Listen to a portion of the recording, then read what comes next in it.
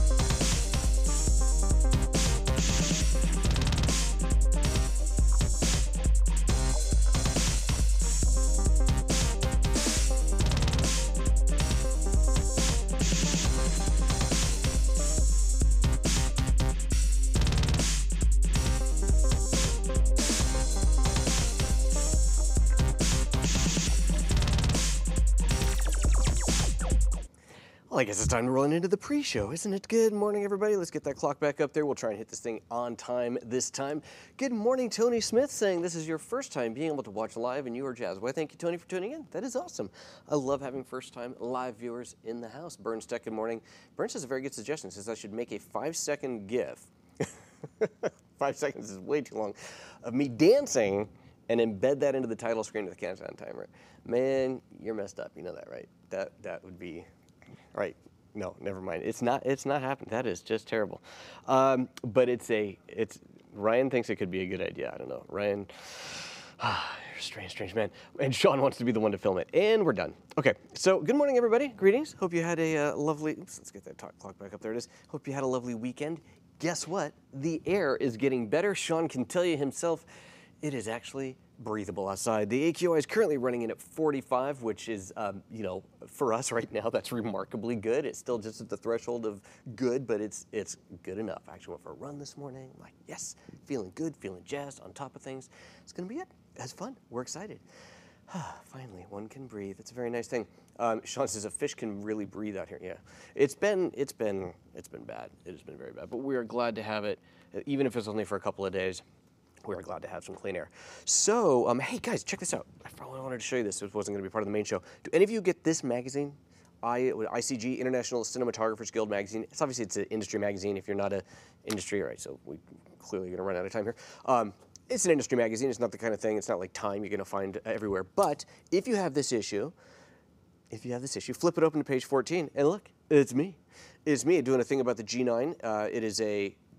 This is like a promo. It's the gear guide in here. If you know the magazine, you're familiar with it. It's basically, there's pages and pages of gear guides that are, each one is a single photo of a product with a quote from someone using it. So that's what it is. It's me with the G9 and a quote from me. And it's actually a self-portrait. You maybe figured that one out. I was like, that was a challenge, but I did it. Yeah, so there you go. If you have that magazine, grab it. Look, it's me. I'm very excited. Is there anything else I want to do before we started the show? I don't think so. Ryan, let's start recording this thing, shall we? Yeah, let's do a show. Let's have ourselves a wee little show. Look at all these people here watching this morning. It's a good live audience today. Ryan says we're good. I guess we're good. Let's have a show. Where's my, oh, wait, put it in here. Hold on, I want to get this card out. Stuck it into here, but I need it in my hands. All right, let's do it. On today's show, we're talking about ProGrade, the new kids on the block for making the highest end SD and CF cards that money can buy.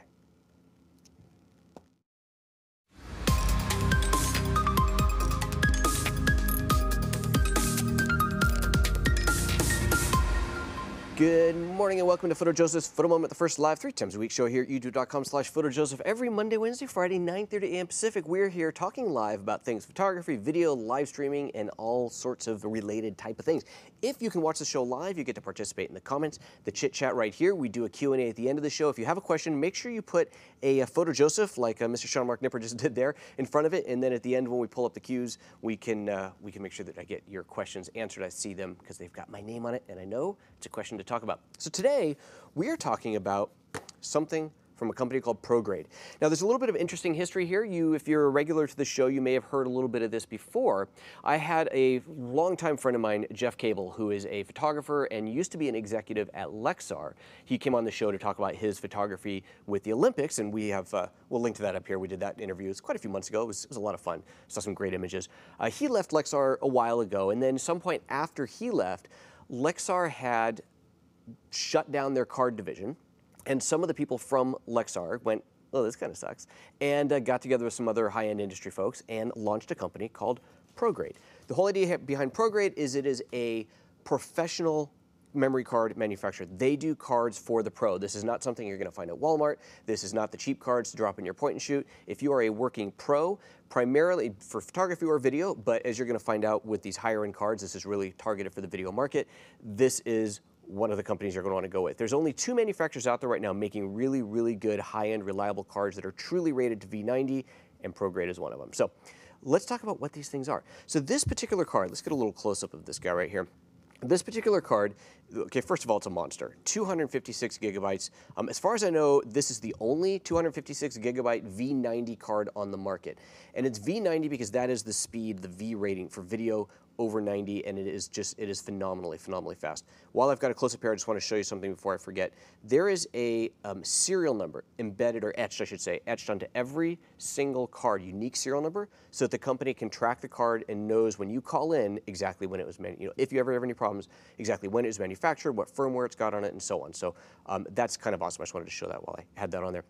So 256, that's big. V90, that's fast. Do you need it? Ooh. Probably not.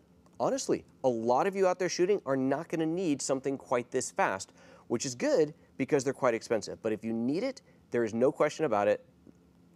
This is what you want. So let's look at some bullet points here. I created some slides here to make this a little bit easier, make sure we get all the points up that we want to get up today, starting with the pricing, because that is, after all, one of the most important points about this. So there's 3 cards, 64, 128, and 256. I've got all 3 of them here.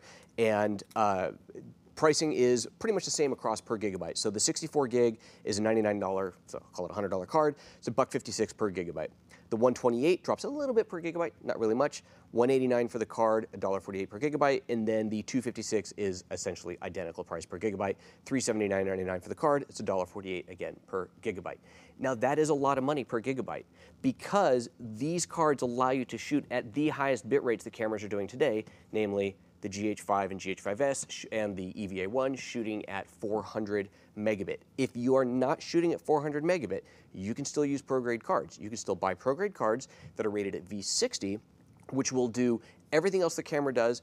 It might even do the 400 megabit. Technically, it's within range to do the 400 megabit. It's right at the hairy edge, so you might have some issues, but you might not. It's one of those kind of gray areas. If you're not shooting critical stuff, you might be able to get away with it. But the V60 cards are literally half the price. Every single one of these is half of that price. So if you don't need that 400 megabit, go for the less expensive card. But if you need that 400 megabit, chances are you're doing client work. Chances are the cost is not an issue.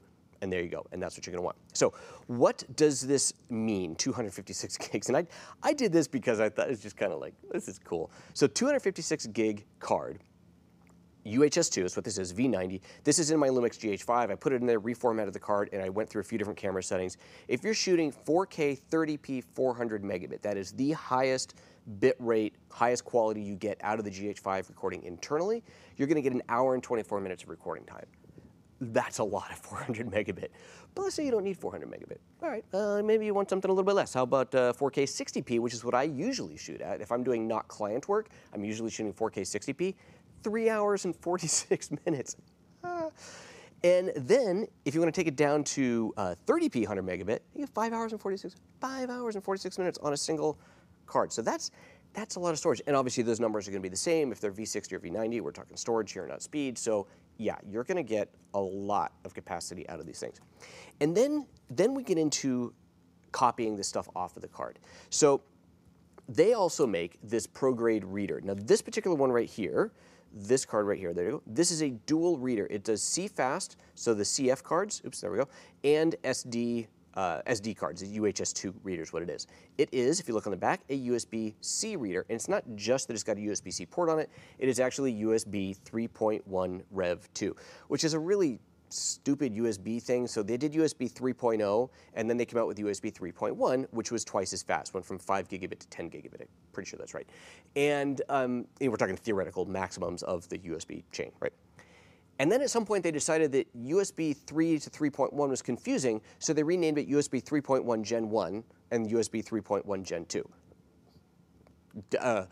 USB 3.1 Gen 2 is what you want, that's what this is, and when you have a card reader this fast, combined with a card this fast, the copy times go insane. I sadly do not have a USB 3.1 Gen 2 laptop. I've got an older laptop. However, I did some tests and some footage that I shot this weekend with copying about 40 gigs of content off of the card using the internal card reader on my 2014 MacBook Pro, and then using this guy plugged into it. And let's see what we get here. So let me pull these notes back up. There we go. So transfer speeds, 40.24 gigabytes from the 256 gig card, UHS-2 V90 card. I'm using my MacBook Pro Retina 15-inch 2014. This is ancient, and this has USB 3.0, aka 3.1 Gen 1. Here's the copy speeds. Using the internal reader, that's the one that's built in. You know, remember back when they used to build the readers into the, yeah. 7 minutes, 24 seconds to copy 40 gigs. That's 0.09 gigabytes per second. I take this reader and plug it into this laptop, and the speed is over 2.5 times as fast. It goes to 2 minutes, 38 seconds, a quarter of a gigabyte per second. Not too shabby. Now, again, I don't have 3.1 to test. Obviously, the maximum speeds of what are claimed are theoretical. Maximum, no one ever hits those speeds. But the claimed data speed, theoretical max, yada yada, is 1.25 gigabytes per second. So another 5 times as fast. We're not going to get there, even if it just doubles. Even all you get is doubles, that would bring it down to, what, 1 minute and 20 seconds to copy 40 gigs off of the card. Pretty good. And that's copying to the internal SSD on this machine. Again, if you have a latest and greatest MacBook Pro, it'll be even faster than that with USB 3.1, faster SSD drives, et cetera, et cetera. But that's what I'm getting today, which I think is relevant because not everybody out there is rocking the latest MacBook Pro. 2014 model, that's what you're getting off of there. So with that in mind, it is absolutely worth buying this. This reader is $80. It's not a huge expense, and the speed performance is significant. Another big deal about this reader is that it will read both cards simultaneously at full speeds. So if you are shooting a camera that has CF and SD, you can, or just multiple cameras, CF and SD, you can import both simultaneously. I have asked the company if they're going to be a dual SD card version, because like that's what I would like, and they just stared at me. So, you know, I'm sure it'll come at some point, right? That's one of those things. It's pretty obvious, but this is what they got on the market right now. And again, at $80, I think it's well worth it to have the faster speeds in there. When you buy that, by the way, you get two, let's get a close up on here again. You get two SD cables. You get a USB-C to standard USB-A, I think that is adapter, and then USB-C to USB-C. So you've got both types of cables on there. The other really, really cool thing about this is how this attaches to your laptop. So check this thing out. I haven't stuck this on yet. It comes with this. This is not just a little badge. This is actually a sticker. I'm not going to peel it off right now because I need to put this on. This is a sticker, very thin magnetic sticker that you put on the back of your laptop, and it magnetically attaches. So the idea is that we go and take this, and I would stick this on, which is a nice little branding for ProGrade. Well done. Stick that on there, and then whenever I want to use this, I just magnetize that onto there, and obviously the sticker is stuck on, and away you go. Pretty cool, so that means you don't have to kind of be jumbling with this thing dongled hanging off of your, you know, you get it. Okay, so hey, real quick, I want to tell you something, just remind you real quick about our value for value model we do here on the show. If you feel that you have learned or gained value from today's show, we would appreciate a little bit of value thrown back at us. If you go to PhotoJoseph.com/support, there's lots of different ways to put value back into the show, including membership of the site, which will give you access to things like the live training unlimited, as well as the business of the business interviews, of which we're doing number 2 tomorrow with my friend Kenneth Lim. So I'll give you unlimited access to all of that, and it's just a great way to help support the show. For this particular episode, I am going to give you another way to support it, which is to support yourselves as well, and that is a way to buy these cards and get 10% off. So we'll kick that off at the end there show you that. Okay, a couple other points here. I had some notes on here, things I wanted to make sure that I told you about on this data, on these little points here. Quality. Okay, this is some information that I got from ProGrade themselves. I was asking them about the quality of these cards, because obviously when you're talking this price, this speed, this caliber, you kind of expect some quality to happen in there. And the guys that founded this, they went into this market with the explicit concern, the explicit intention of being the highest quality cards that money could buy. This is what they want to do. So they told me a little story. They told me that in the industry of card manufacturing, there's a variety of testing that happens pre-manufacture, of course. And they, once they develop their cards and they go, right, draw a line in the sand, this is how we're manufacturing their cards, and then they go off into production. Every card that comes off of the production line, standard industry practice, it gets tested. Every single card gets tested. It gets tested for about 45 seconds. At 45 seconds of testing, that's enough for the most part to tell you whether a card's a pass or fail. It gets put in a packaging and off it goes. At that 45 seconds testing, there is about a 2% failure rate in the market, meaning about 2%, 2 out of every 100 cards or 1 out of every 50 card that you buy is going to fail. And it'll be replaced on a warranty, whatever, but that kind of sucks, right? You don't want that. ProGrade wants to have a 0% failure rate. And so what they're doing is every single card that comes off the production line, every single card, gets every single memory sector tested. Every single sector is written to and read back from, and that takes 45 minutes. Every single card gets 45 minutes of testing instead of 45 seconds. That's fantastic. That really tells you when you get your card, this thing has not just been looked at cursorily, it is an actual proper test. This is part of why the cards cost what they do. They go through this extensive testing, but again, you get what you pay for. In this type of the market, in this end of the market, this market, you know what I mean? Put your money where your mouth is, blah, blah, blah, all that. You get what you pay for. It is definitely worth the cost on that. So another point I wanted to make out. The serial number we talked about. Oh, and then finally, so support. Tech support, if you ever have any issues, they wanted me to mention that their tech support people sit right across the street, across the hall from their engineers. So if there's ever any issues, they can communicate with them directly. As I told you already, every card has a serial number embedded in engraved, laser etched, that was the word, laser etched onto it, so they know exactly what card you've got, what the firmware is, and so on. And if there's any problems, obviously they can do a swap out, they do whatever it takes, and they will even, if you're in a tight production schedule, they will do a cross ship. So if you have a bad card or you have a problem with a card, you can ship it to them and they will cross ship a new card back to you as soon as you ship yours to them. So you could theoretically have it back within a day. So that's pretty awesome. Okay. So that's it. That's everything I wanted to tell you about this. So the last point that I wanted to show you on here was the wee little discount. So the fine folks over at ProGrade are offering you, my beautiful listeners and viewers, a discount code called PhotoJoseph10. Just punch PhotoJoseph10 in on checkout to save 10%. This is valid through all of 2018. So that is kind of awesome. To get to that, go to photojoseph.com/ProGrade, and they will. That is where you'll get that purchase, where you'll get that discount, and save 10%. So pretty awesome. Thank you, ProGrade folks, very much for offering that up. Okay. One last thing that I wanted to show you. The actual live demo portion of this, I almost forgot about. So if any of you follow me on Twitter, you may have seen over the weekend I was out shooting a bit with this. The GH5. I was shooting. This is. I saw somebody in the beginning asking what this is. This is the Canon 50mm f1.2 with the Pixco lens adapter. So I was talking about that. I think that was Monday's show, last week, whatever. We'll link to that up here. I did a show last week about this adapter. It's kind of a poor man's speed booster. And this red thing on top of it, on the front of it, I think it was Sean who asked, that's just a variable ND. I bought one with red, so it matched the red. It just kind of looked cool. Anyway, so that's what this kit is. So I was shooting with this over the weekend, shooting at 400 megabit, which isn't something I really often do, but since I had the capability here, and obviously wanted to get some time testing these things, I was shooting at 400 megabit. Incidentally, I was shooting in HLG, which I've never done before.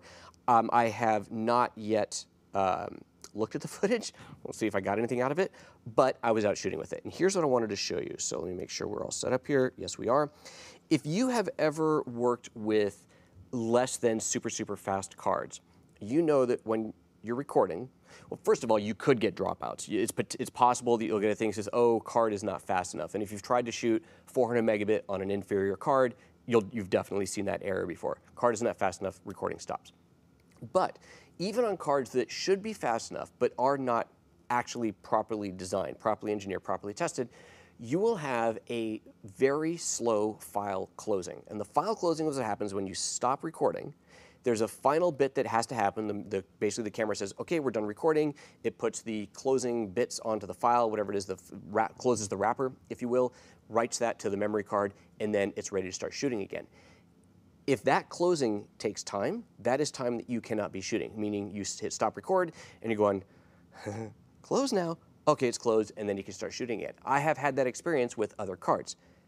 This card, if you follow me on Twitter, over the weekend you saw that I tweeted something about how there was virtually zero closing delay. So this is what I wanted to show you. So we're going to go back into the close-up view here. Let's see here. There we go. You can see the card. You can see the screen. All right, so I'm going to use the record button to start recording. You see it's recording right there. Okay, I'm going to get my microphone right up to so you can hear me push the button. Stopped. Done. Ready to record again. Look at that. Okay, here I'm going to go 3, 2, 1, 0 on 0. I'm going to push stop. 3, 2, 1, 0. It's about a second and a half before I can start recording again, and off we go. That is what I found consistently throughout the weekend shooting 400 megabit. Wow, that was crazy impressive. That was my biggest concern with shooting 400 megabit, was being able to actually start shooting again immediately, and no problems at all with that. So that is everything I wanted to tell you about the ProGrade. Again, if you like what you see, decide you want to buy one, head over to photojoseph.com/ProGrade, use the PhotoJoseph 10 discount, and get 10% off of that card, and that will be valid through 2018. Of course, that's valid for the cards or for the readers or anything else you want on there. All right, guys, that's that. Let's jump into the Q&A show. If you have any questions about what you've seen here today or anything else you want to talk about, you know what to do. Put it into the questions in the live chat down below, and make sure you put @PhotoJoseph in front of it so that I know, and I know it's a question, and I'll bring it up. See you in a moment.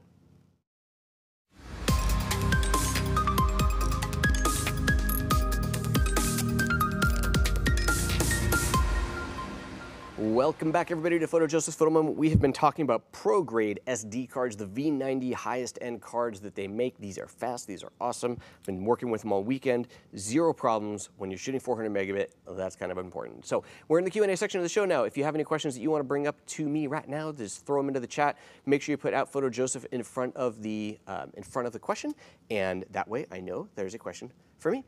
And Sean was the first one. He says, what was that red thing? We already talked about that in the main show. The red thing, ND filter over this Canon lens. It's just kind of fun. All right, let's see here. Tony Smith, how do those transfer speeds compare with the Narbox? Ooh, that is a very good question. So I am going to, okay, here, a little backup here.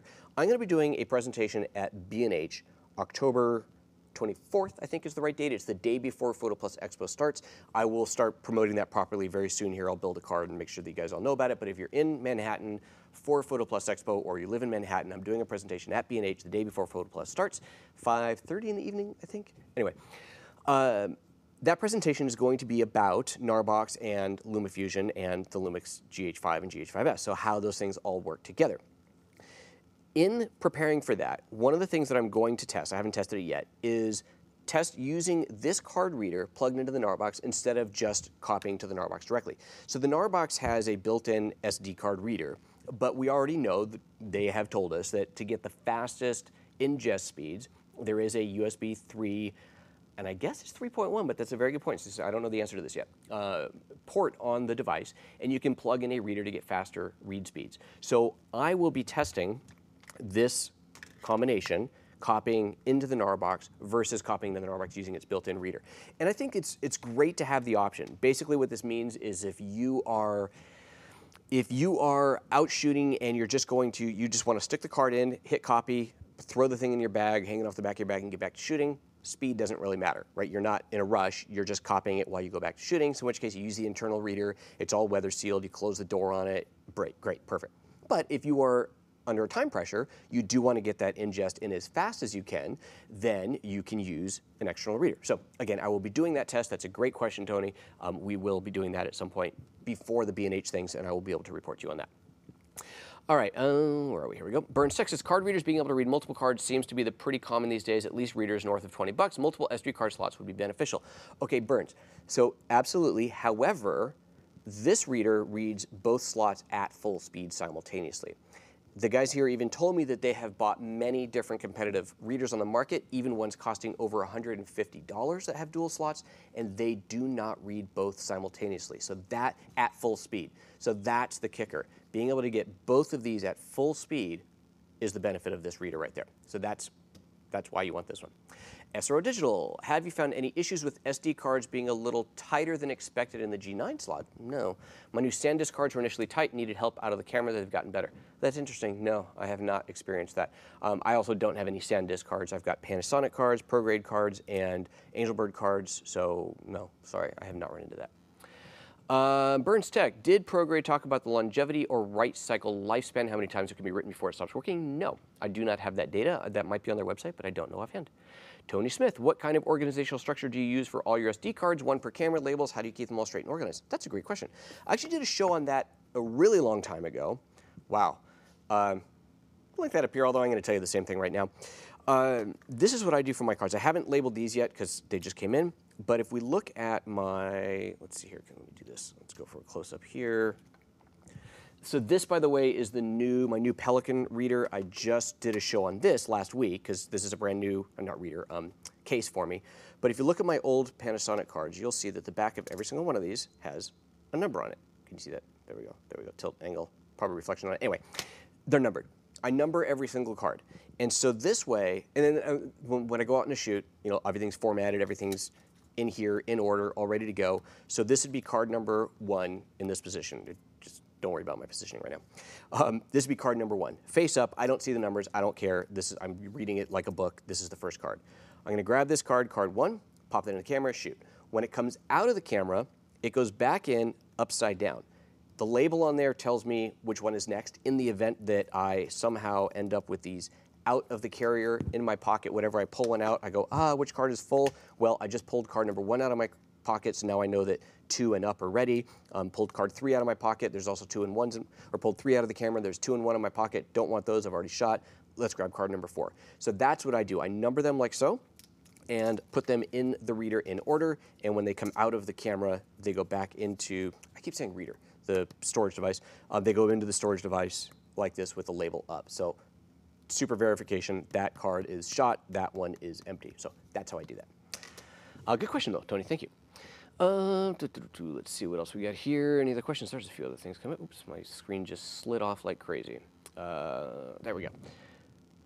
Burns says, oh wow, that's the V90 card you did the live demo with. Which, you mean just now, what I just did? The V90? I'm not sure what you mean. But yeah, that's the V90 card I was using over the weekend, if that's what you mean. Which do you prefer, ProGrade or Angelbird? Angelbird, Angelwing, Angelbird, Angelbird. I always get this mixed up. It's just one, I just forget which one it is. I'm gonna go with Angelbird because that's what you said. I don't have a preference right now. So Angelbird, I'm glad you actually brought them up. We're gonna say Angelbird because I think you're probably right. Where is it? Here we go. Product pack right here. It is, I'm looking for the name, Angelbird, you were right. This is a new pack from them. This is the GH5 Match Pack. So they produce some cards, and I talked about them a while ago, that are same V90, super high rated, designed for these things.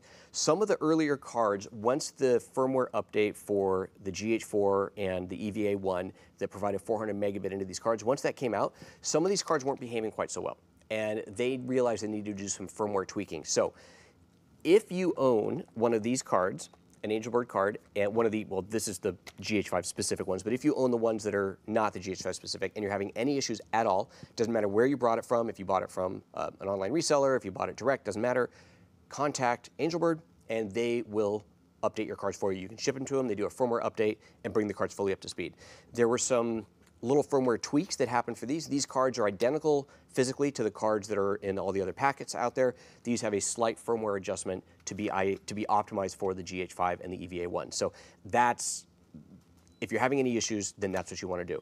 I haven't gone through any testing with these yet. I will be doing that as well, but that's where they're at right now. So the original ones that came out, they had some issues. I had some issues shooting at 400 megabit with them, even though that's what they were supposed to be designed for. They have addressed that via firmware. You can get your cards updated for free. And you can, if you're buying them today, you would buy this one. So that's what that is out there. I don't have any competitive pricing with the ProGrade or anything like that, but since you asked, that's the situation on that. Alrighty, where are we? Back to Mr. Mark Paul. How large of a card, gigabytes, can the GH5 or GH5 acceptor utilize? Well, the 256 is the biggest SD card on the market right now at V90 speeds. If there are bigger cards at slower speeds, I don't actually know what, I mean, there must be a limit, right? There's always a limit to what I don't know. Sorry, I don't know. I don't know if there's another, if there is a limit on the other slower cards. What cards were we using before this? Sony G seems to get good performance with Lumix G9, etc. So the cards I was using before this were these older Panasonic cards. These are only UHS1, whatever, 1, which is why I couldn't shoot 400 megabit. I got the Angel Bird ones and was doing some 400 megabit with those, but as I just explained, I was having some issues. Now the ProGrade, these are my cards of choice for the moment for shooting the 400 megabit. If I'm not shooting 400 megabit, you don't need these kind of speeds, in which case the Angel Birds are great. The old Panasonic doesn't even make these things anymore, but Panasonics were great. The ProGrades are great. Yeah, that's that. I did a show, this is something I will link to. I did a show a while ago, I'll link to this up here, about memory cards and the understanding what all the numbers mean and understanding why the V60 and V90 designation is important and why some cards that should be fast enough, when you look at the, like these say 300 megabit per second, okay? You can buy a card from some off-brand, well, even on brands, even the good brands, that say that, but they don't have the V60 or V90 designation.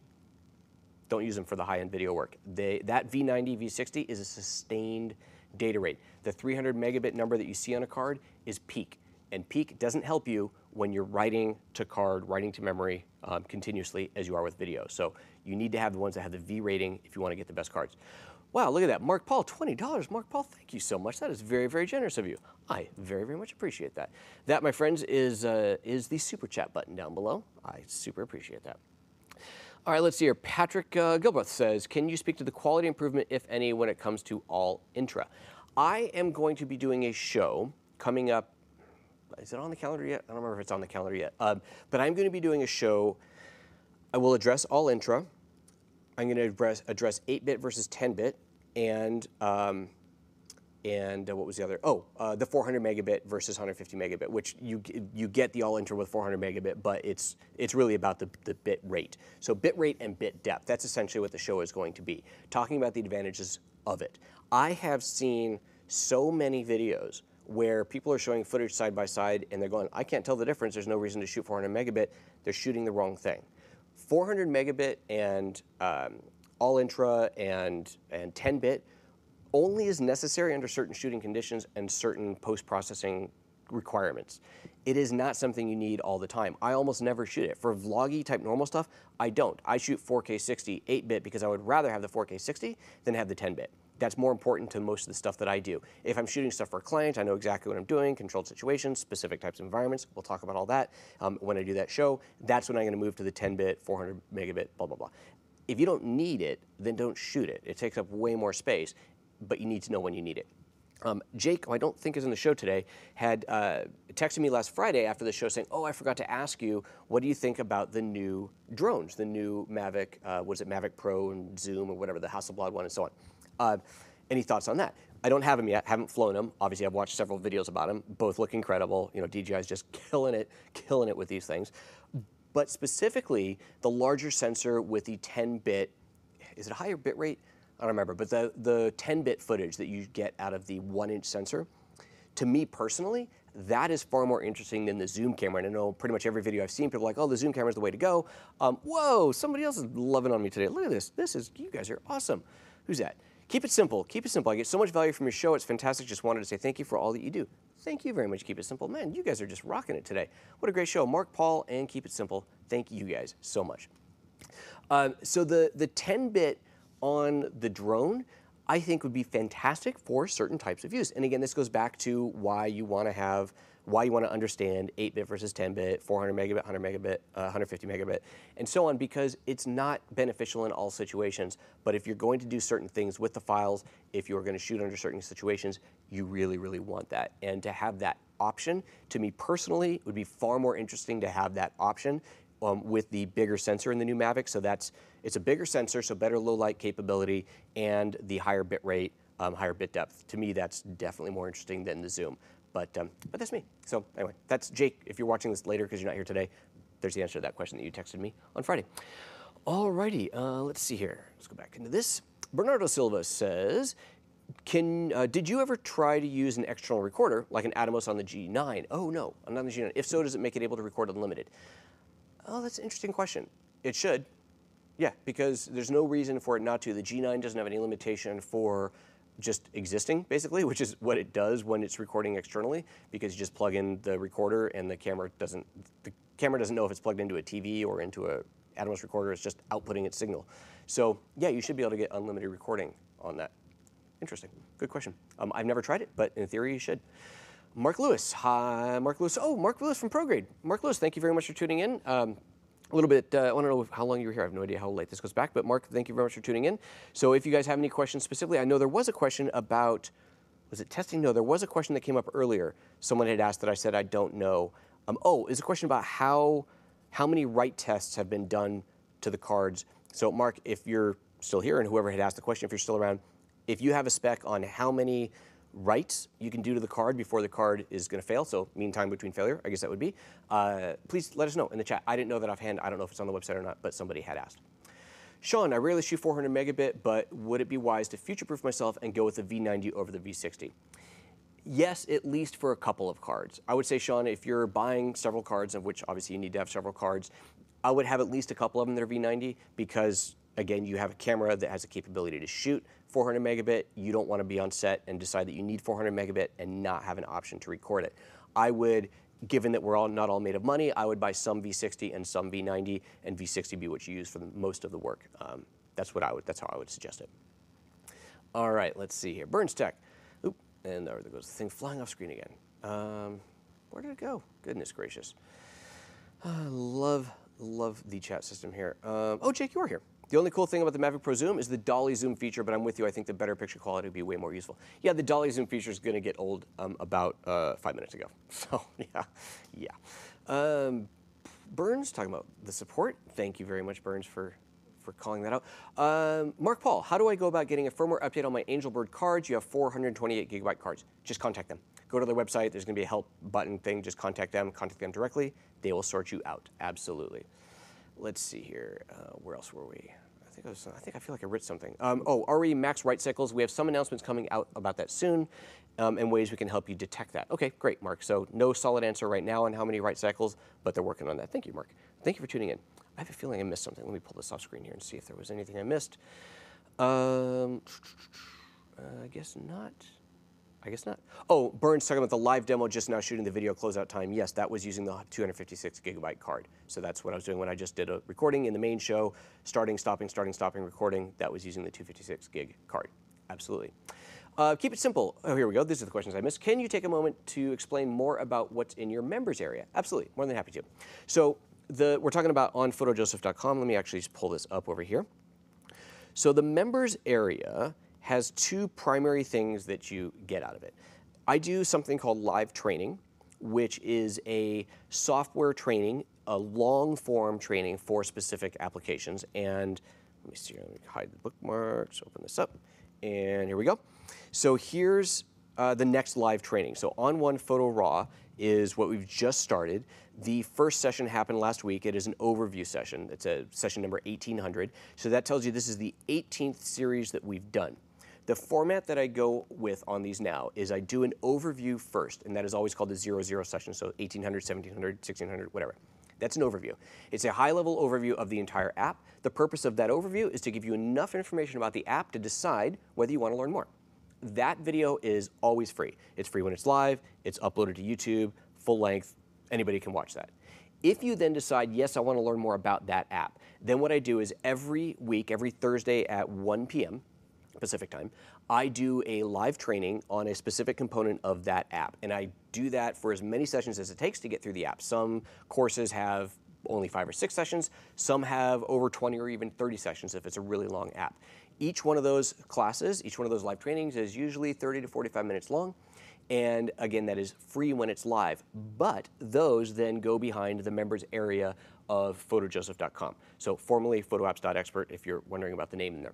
At that point, if you want to see it, you can either buy the videos individually, or you can become a member, and as a member, it's $7 a month or $70 a year. As a member, you have unlimited access to all of the live trainings, so in this case, all 18 series, and obviously the older ones are not going to be relevant anymore, they're pretty old, but I've been doing this for years now. God, I've been doing this for like probably 7 or 8 years I've been doing live training. Is that right? It's been a long time. And And you have access to all of those. It's streaming at any point. If you do want to download it because you're going to get on a plane, whatever, you can still download it. It's a $1 download fee, and that's just to cover the cost of downloading because that stuff costs. But for streaming, that is what you get for the built-in for the membership price. So live training is the first thing. The second thing, well, I'll say the second thing is actually a 20% discount off of everything else in the store. So even things like the GH5 training, you can get 20% off on that. Not for my workshop. Sorry, you can't get 20% off the workshop. But in general, oh good, that light just died. Fantastic, it just got dark in here. You get 20% off in the store. But the newest thing that I've added in, and this is something I'm really excited about, is the new Business of the Business course. So Business of the Business is a brand new series. We've recorded one session so far. It was with YouTuber Caleb Pike, fantastic YouTuber in this same genre as me, doing video production and talking about video shooting and gear and so on. He's got a great channel, 300,000 subs. We did an interview with him talking about the business side of his business. This is how you market your business, how you grew your business. It's not about just how you grew the YouTube channel, in his case it was, but how you grew your business, how you make money. These are the kind of questions that we talk about in that show. So Caleb's is up there. That is in the members only area. Tomorrow morning, I'm doing a show with my friend Kenneth Lim, who is visiting here from Hong Kong. He is a photographer who used to be an investment banker. So his story is going to be really interesting of hearing how he transitioned from full-time, having nothing to do with photography, to embracing his passion and turning that into a full-time career, which he's been doing for I think about a decade now, and he's based in Hong Kong. And so he's going to be here visiting, he's going to come on the show, we're going to do it here in person, and he'll be talking about that transition. So again, talking about how he as a photographer makes money, but also how he built the business to get there. That is Business of the Business series, and that is part of the membership area as well. So if you want to know more about that, PhotoJoseph.com, click on the membership button, or PhotoJoseph.com/member will take you right there. Thank you, Keep It Simple, for giving me an opportunity to blatantly promote that membership thing. All right, let's see here. Anything else that I missed? I'm scrolling back down to the bottom. And Burnsteck, thank you very much for answering my questions. As always, my friend. And Jake says all the cool kids are PhotoJoseph members. There you go, Jake. So look at that. You saw it here first. There you go. All the cool kids are PhotoJoseph.com members. Thank you, Jake. All right, guys. Hey, thanks so much for tuning in today. That was fun. Hopefully very informational and educational. Again, if you want, let me just bring this up one more time. If you decide you would like to buy one of these cards, then what you want to do is, let me get this back to full screen. There we go, is head over to PhotoJoseph.com/ProGrade. That will take you to the ProGrade website, and you can use the code PhotoJoseph10 to get 10% off of your purchase. So that's that, folks. Thank you so much for tuning in today. It was great seeing you. We'll see you tomorrow for the Business of the Business interview, Wednesday for another PhotoJoseph Photo Moment, Thursday for a live training, Friday for another PhotoJoseph. It's a busy week. All right, see you guys soon. Bye-bye.